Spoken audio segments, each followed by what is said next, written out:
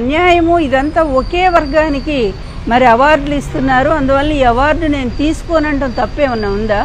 అసలు భారతరత్న ఇచ్చినటువంటి వాళ్ళు కూడా తిరస్కరించారు భారతదేశంలో.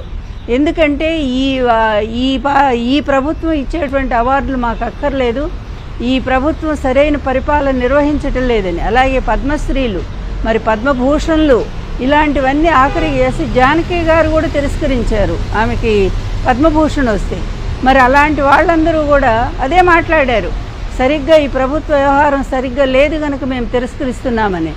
ఆ విధంగానే పోసాని కృష్ణమురళి గారు కూడా తనకు వచ్చినటువంటి అవార్డుని తిరస్కరిస్తూ న్యాయంగా రాలేదు, ఈ ఒకే వర్గం ఈ విధంగా నిష్పక్షపాతంగా వ్యవహరించకుండా ఈ విధంగా చేస్తుందని చెప్పి ఆయన విమర్శిస్తే, 5 ఏళ్ల నాడు ఎప్పుడో విమర్శిస్తే అది తీసుకొచ్చి ఈరోజు ఆయన మీద కేసు పెట్టి పాపం ఆయనకి ఎన్ని ఆపరేషన్లు అయినాయి అంటే అండి మాకు తెలుసు. అసలు గొంతు పోయింది. ఆయన దాదాపు నెల రోజులు డాక్టర్లు మాట్లాడొద్దని చెప్పారు. అదేవిధంగా ఆపరేషన్లు అయినాయి. అటువంటి అనారోగ్యంతో ఉన్నటువంటి మనిషిని ఈ విధంగా దారుణంగా ఎప్పుడో కేసు ఎక్కడో, అది కూడా మనోభావాలు దెబ్బతిన్నాయట. ఏమయ్యా మీ వల్ల ఎంతమంది మనోభావాలు దెబ్బతిన్నాయి? మీ వల్ల ఎన్టీఆర్ దెబ్బతినలేదా? మీ వల్ల నేను దెబ్బతినలేదా? రోజా దెబ్బతినలేదా? పార్టీలో జగన్ గారు తినలేదా? భారతమ్మ గారు తినలేదా? మీరు సాగించిన అకృత్యాలు, అరాచకాలు, అన్యాయాలు అన్నీనా? తప్పులన్నీ మీరే చేస్తారు. పోలీసుల మీద మీరు చేసిన దాడులు ఎంత భయంకరమైనవి, అవేమీ కేసులు లేవు, అన్నీ కొట్టేయించుకుంటారు. ఈరోజు ఒక్క మాట అన్నందుకు, తనకు వద్దన్నందుకు తీసుకెళ్ళి ఎక్కడో కడప జైల్లో పెడతారు. ఎంత దారుణం! 65 ఏళ్ల వయసున్న మనిషిని అప్పుడు కూడా అంతేగా, మీకు న్యాయం ఎక్కడుంది? 75 ఏళ్ల వయసు ఉన్నటువంటి వ్యక్తిని ఆ రోజు అన్యాయంగా దించి ఆయన ప్రాణాలు పోవటానికి ఆ రోజు కారకులయ్యారు.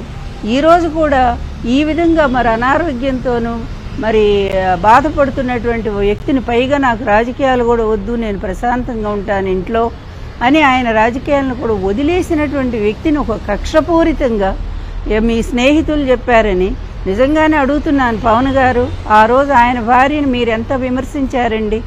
ఆయన భార్య పాపం ఇంట్లోంచి ఎప్పుడన్నా బయటకు వచ్చిందా? అటువంటి ఆమె మీద కూడా మీ మనుషులను పంపించి నిందలేయించారే. మీ కక్ష తీర్చుకోవడానికి ఈరోజు మళ్ళీ ఆయన తీసుకొచ్చి ఈ విధంగా చేస్తారా? ఏం న్యాయం అండి పవన్ గారు? కొంచెమైనా మీరు ఆలోచించరా? వాళ్ళ తండ్రి కొడుకులకి ఎట్లాగూ బుద్ధి లేదు, మీకుందని మేము అనుకుంటున్నాం ఇప్పటిదాకా.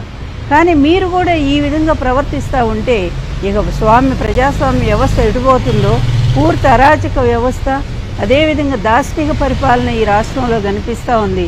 ఆంధ్రప్రదేశ్ ప్రజలకు మీరు వరగూడిందేం లేదు, మీకు వరగబెట్టిందేమీ లేదు. పైగా ఈ విధంగా అటు వంశీని, ఇటు మరి పోసాని మురళీకృష్ణ గారిని, ఇంకా మరి వైఎస్ఆర్ కాంగ్రెస్ పార్టీ నాయకుల్ని ఎంతమంది మీద మీరు కేసులు పెట్టుకుంటూనే పోతూనే ఉన్నారు.